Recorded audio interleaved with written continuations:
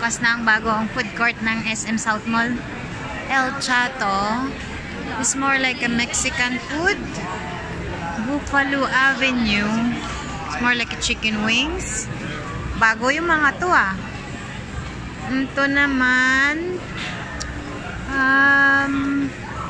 Mingo's Paellas.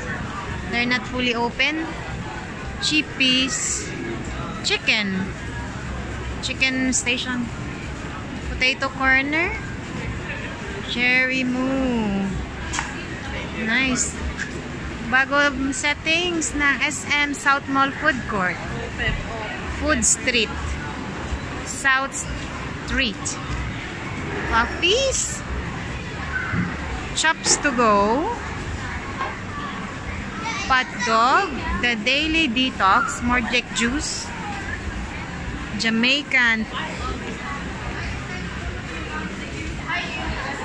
takeaways. Yan, dito kayo magse-selfie area. Dunkin' Donut.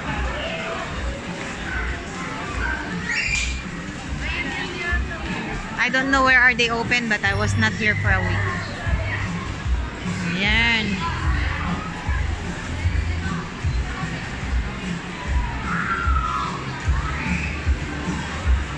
Halo store.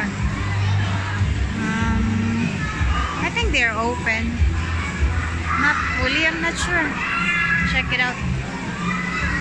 Rajal's Palabok Plus. Oh, you want palabok? Meron dito.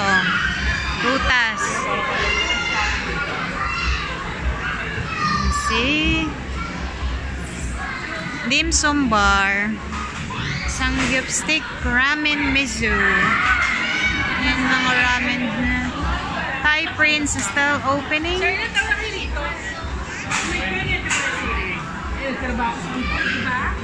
let's see. Busy sila.